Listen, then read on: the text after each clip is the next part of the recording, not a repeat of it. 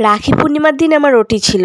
আগের দিন রাত্রেবেলা আমাকে বলে দিয়েছিল তুমি তাড়াতাড়ি ঘুমিয়ে পড়ো, তোমাকে কিন্তু 5টার সময় ঘুম থেকে উঠতে হবে। তারপর ওরা রাত্রেবেলা একটা ঘুমের ট্যাবলেট দিয়ে দিয়েছিল, কিন্তু ঘুমের ট্যাবলেট খেয়েও আমার রাত্রেবেলা সারা রাত ঘুম হয়নি। যাই হোক করে 1 ঘন্টা ঘুমিয়েছিলাম। তারপর যেই 5টা বেজেছে অমনি এসে আমাকে ডাকছে, বলছে ওঠো। তো আমি উঠে আমি বললাম যে স্নান করতে পারবো তো? তো বললো হ্যাঁ, স্নানটা করে নাও তাহলে।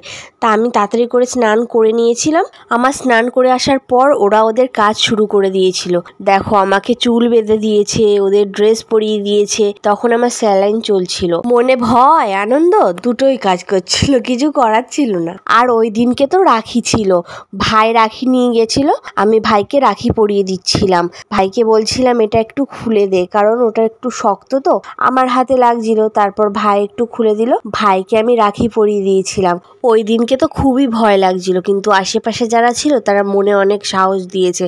দেখো সবাই কেমন করে বসে রয়েছে, আমার ভয় লাগছিল, কারণ যেভাবে এনে বেডে রেখে দেয়, না নড়া যায় না চড়া যায়, কোনো রকম কিচ্ছু করা যায় না। সেদিন তো কোনো কথাই বলা যায় না। তবে যাই হোক, ওটি রুমের এক্সপিরিয়েন্স তোমাদের সাথে শেয়ার করব তোমরা। আর দেখো, ভাইকে আমি রাখি পরিয়ে দিয়েছিলাম সেই দিনকে। ভাইকে বলছিলাম যে দেখা, সিজারের পর আমার বাবুকে এনে বাইরে তাদেরকে দেখাচ্ছিল যে ছেলে হয়েছে না মেয়ে হয়েছে।